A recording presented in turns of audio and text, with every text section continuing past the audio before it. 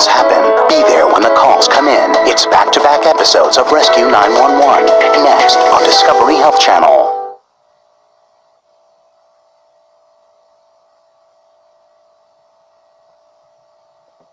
This is 911. Do you have an emergency? Today on Rescue 911, a hidden crevice takes a downhill skier prisoner deep below the surface.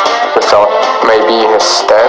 Be there as fellow skiers attempt to save their friend's life. I knew it was a race against time, and every minute felt like an hour.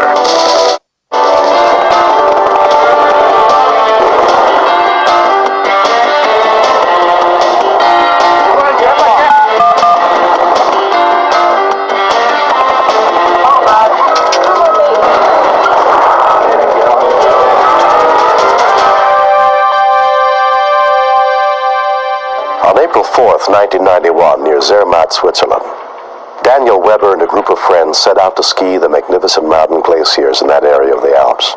All 6 were experienced skiers who respected the dangerous beauty of the slopes, but felt prepared for the challenge that awaited them.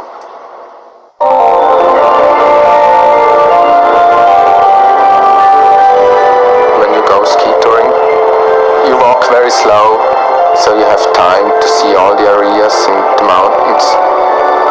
It's a very spectacular view, but we plan always to ski very carefully. We have to take care about all the crevasses. This is the dangerous thing on glaciers. You can fall in. Leading the group of skiers that day was Christian Brunner. Ich war das Bindeglied. I was the link between, on the one side, the group of volleyball player friends, Jörg and Jens, and on the other hand, I had a group of my mountaineering friends, Daniel, Marcus and Tom. The weather was nice and clear, the sun was shining, we could enjoy the sights, the view. It was a wonderful feeling, especially for Jens and Jörg, because it was the first time that they had been on the top of a mountain that was 13,000 feet high.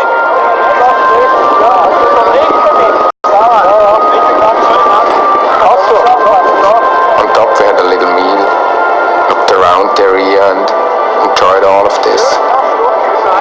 And before we skied down, there was a bigger group with a mountain guide, and they also started skiing down. If you go down from the mountain, in this case it's just one way, and it's the trail you went up. And because Jörg and Jens, this was the first time skiing down a glacier, and so we told them to stay on the trail, because there you can be more sure that under the trail is no crevasses.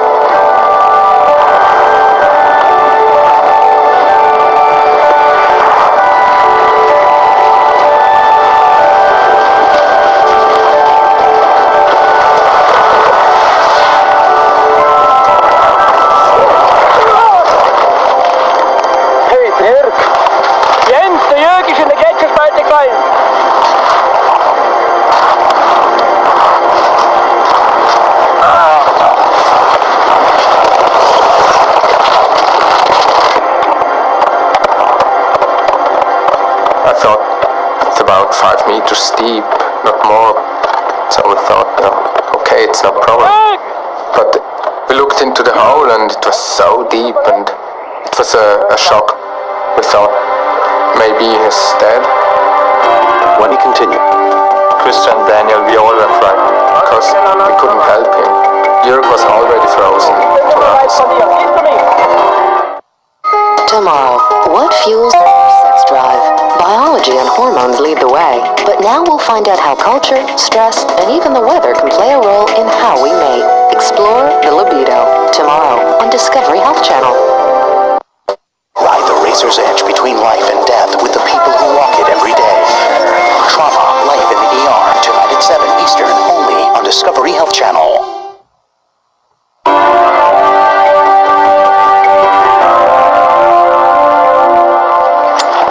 the expert mountaineers had brought ice climbing gear in case of an emergency.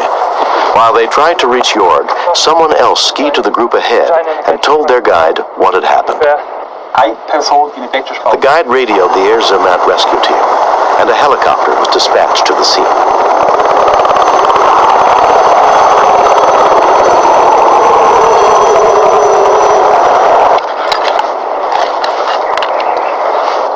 Unterkühlung bedeutet, dass die Körpertemperatur. If a person is exposed to freezing temperature, that means that the temperature of the body will sink to a dangerous degree. And if it reaches that degree for any length of time, then that means that the heart and the body functions will simply stop. Setzt ein Herzstillstand ein. Weil ich eben wusste, es ist I knew it was a race against time, and every minute felt like an hour. Jens Solhofer lowered two friends into the crack in the glacier. I was scared. Christian and Daniel, we all were frightened. We realized we would have big problems to get him up by ourselves. Ich bin nicht mehr weit von dir. Siehst du mich? First, when I saw him, I saw that it's serious because we couldn't help him. Jörg was already frozen into the ice. It took half an hour for them to get to Jörg. Although he was lodged 75 feet below the surface, he was still alive. In dem Moment kam bei mir etwas Panik auf.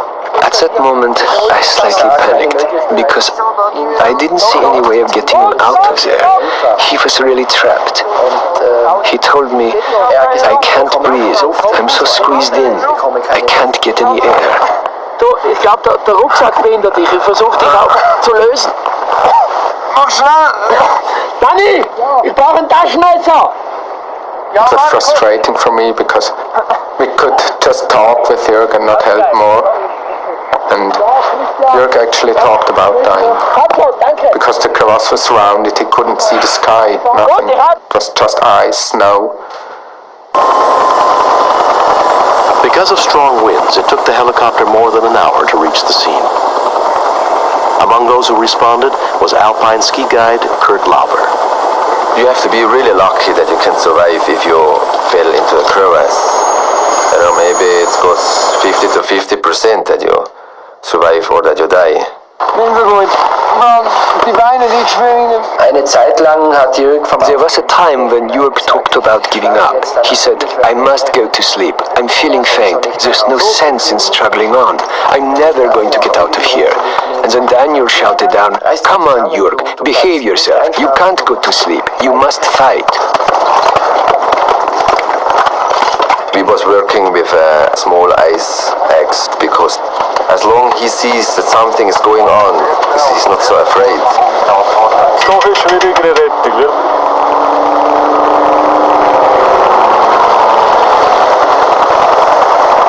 The first thing what I thought was that we need to have an air hammer because there was no way, no chance to get him out without the air hammer because his hands, his boots and also his skis, they went stuck into the ice. By the time an air hammer arrived at the accident scene, Jörg had been trapped for more than 2 hours. With the air hammers, they could break out big pieces of ice.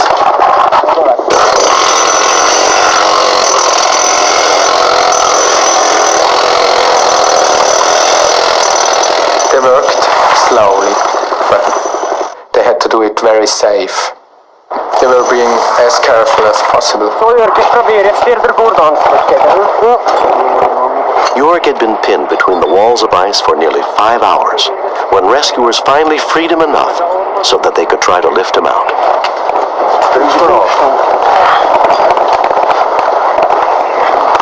Jörg told us that he's not feeling his legs, so we thought maybe his back is broken, and if you are not really careful, they may be paralyzed afterwards.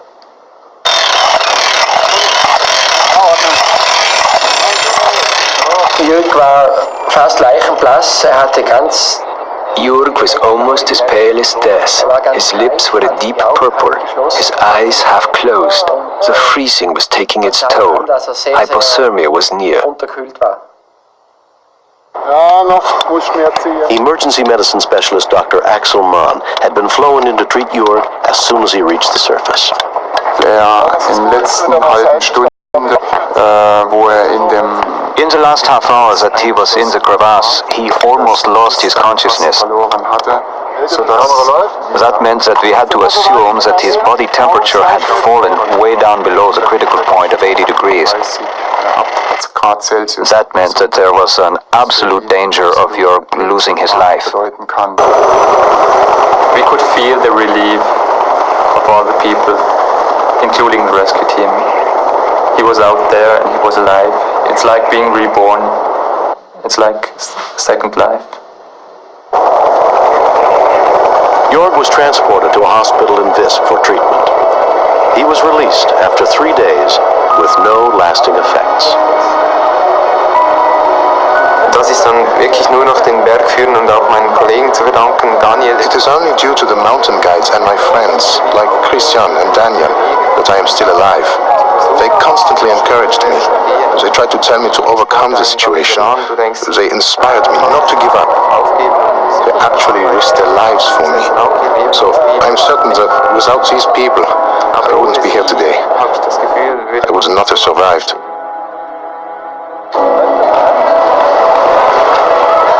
If you go mountaineering, teamwork is very important. So for me it's normal, if you go to the mountains together, then you help together. And for us it was just the right thing to do when we were down there. We had no thoughts about being heroes or something like this. It's just the right way. And afterwards I feel like Clint Eastwood.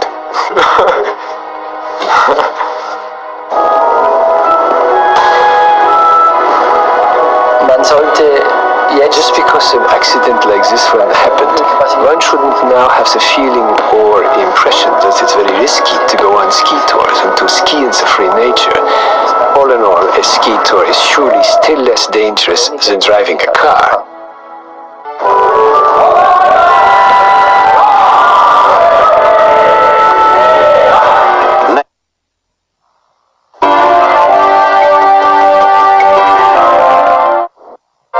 We all should take first aid and CPR courses every year. By learning basic life-saving techniques, we might be able to save the life of someone we love. This series is dedicated to all the men and women who answer our calls for help and are there when we need them most.